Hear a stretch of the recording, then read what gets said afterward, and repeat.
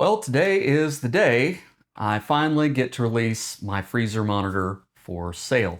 So I'll put a link to the Etsy store down in the description. So for those of you that didn't see the prior video, I've made a freezer monitor using ESPHome to work with Home Assistant, and it'll monitor a fridge or a freezer 24/7. And then if it senses like a high temperature event, so if your freezer or fridge goes out, it'll wake up and send a notification through Home Assistant, and you can then add in things like push notifications to a phone or email to alert you. That way you can take care of that problem. And this came from my own experiences with a freezer, having it go out while I was on vacation and losing a bunch of stuff. And so the advantages of the device I made are that, number one, it uses a custom flat printed circuit for the sensor, and that will not interfere with any of your seals. You don't have to drill any holes or anything like that.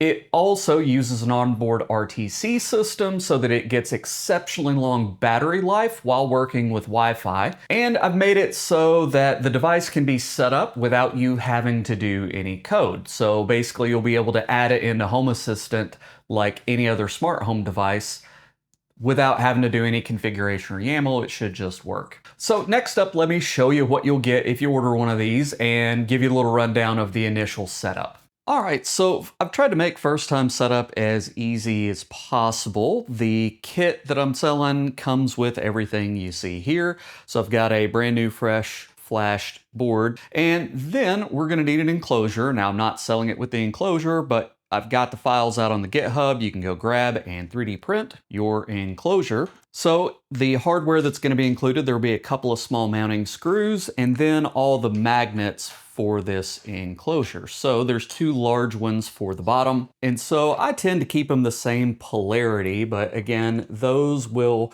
kind of push in. They should be pretty tight if your 3D printer is calibrated about the same as mine is. So I didn't quite get them flush. I tend to then take them and push them on something that's pretty hard until they're nice and flush. You can also, press them in with, something a little bit stronger. So sometimes I'll use like Knipex pliers or something and just push them all the way in. So they should fit flush or just slightly below flush. You can also add some super glue or something like that to hold them in case you're not confident in that friction fit. So the next thing is there are also these 8 magnets. So there's 4 for the bottom and 4 for the top. And here you do want to pay special attention to the alignment to make sure that they all match up with the right polarity on the top and bottom. But again, they should press into those holes. Now on these small holes, the 3D printer calibration really does come into play, so they may or may not be as easy to push in. What I tend to do, again, is I use pliers, so I use like these Knipex because they're nice and square, and I'll have one just kind of on the top of the jaw like that,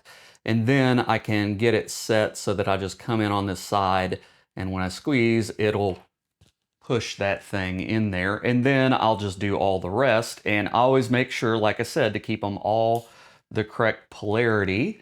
I'll just take them, put them on the jaw, and then just pinch one off. No jokes. And then again, I can just go to the next one, line it up with the hole, squeeze it in. And then I do that on the top and the bottom. Now, once you got all your magnets installed, just check the cap to make sure that all the polarities are correct. And now the enclosure is finished. All right, so next up, I'm just gonna install the battery. And so the orientation, you want the wire toward the back side of the case. Then you can install the board. The board kind of needs to go in at a slight angle to get the USB in there, but then you should see those holes. Now you need a 2.5mm Allen key for the little mounting screws. Just get those in the hole. And I've got those dimensioned, again, if your 3D printer is fairly well calibrated, that they should just thread in. And it doesn't matter that they won't be able to hold the world with those cut threads. It just needs to get this thing secured so it doesn't flop around. One is enough. If you want to go ahead and install both, that's fine. Don't over tighten. Again, their purpose is just to hold the PCB stable and you don't want to crush it. Okay, so now PCB is mounted rigidly. Okay, make sure the connector is flipped up on the back, then take and install the probe by just sliding it in. Make sure the gold fingers are up. That's the correct orientation. Insert, and then just push down that hinge at the back, and that will lock it in, and it shouldn't pull loose very easily. All right, at that point, it's time to plug it in. So just plug in the battery. It can only go in one way, and the batteries that I'm shipping are already wired up with the correct polarity. Then tuck the wire under, get your cap on, and that's done. Now it's time for the first time setup. Now you'll need to supply USB power for the first setup, and it's not that there's no power, it's that the RTC system kind of needs a kickstart. And so just plug it into a USB-C power supply.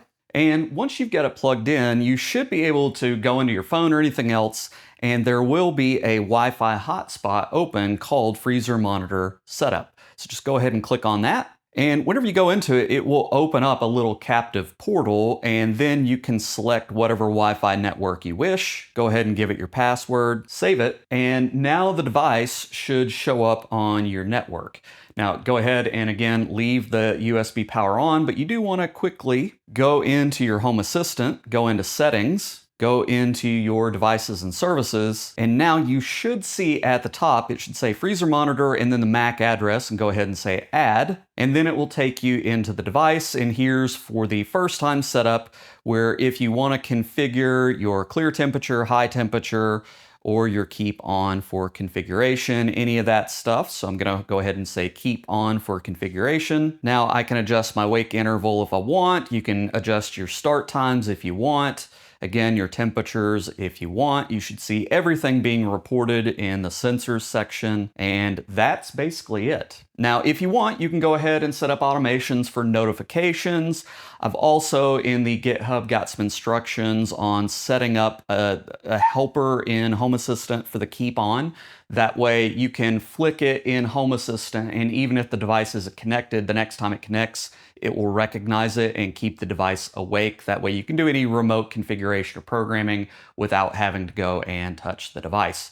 But at this point, we're set up, and we can go ahead and we can unplug, and then you can go install this thing wherever you want. And once you get it installed, just go ahead and turn off the keep on for configuration. And if the conditions are correct for it to go into deep sleep, it will then go to sleep. Now this one's sitting on the table, and so it is staying above the clear temp threshold. So it won't go to sleep until I get it into a freezer, because the sensor is reading basically an alarm state right now. So it won't go to sleep while it's in an alarm state. But that's all it is for the setup. It's pretty easy and straightforward. So all of the YAML code, the schematics for these boards, the STLs and step files for the enclosure, all out on the GitHub, as well as the README that will walk you through all the setup and configuration options and stuff like that. Since I used ESPHome, you can also just adopt this device into your platform. That way you can edit it to your heart's content. The PCB also has accessory pads on the back in case you want to hack this thing to do something else. So in addition to all that, because I know people might want to hack this thing to do something else, I've included a KiCad custom footprint for the FPC cable. That way you could design your own sensors and stuff, and they will work with the connector here. So next up, let's talk pricing. So this is a pretty limited release, and so the development costs aren't spread out that much. So these are kind of on the expensive side. I'm going to be selling the kits for $50 a piece plus $5 of shipping. Now that price does allow me to recover a lot of the development costs and overhead, and the shipping on these is a little bit more expensive than usual because I had to use bigger boxes to meet certain shipping requirements, because I'm including a battery and there's labeling and stuff that I have to do special for that. Now, the final thing I'll say is that this has been a pretty in-depth, involved project, and I've done my best to make sure that everything should just work out of the box.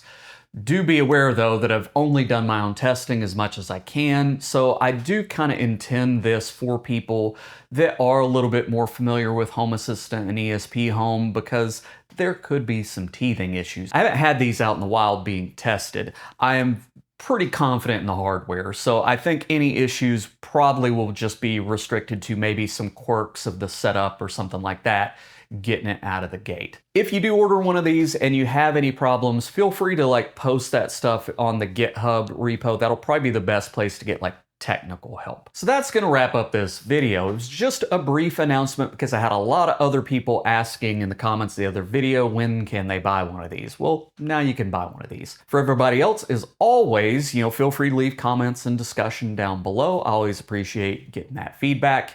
And as always, I appreciate your time. Thanks.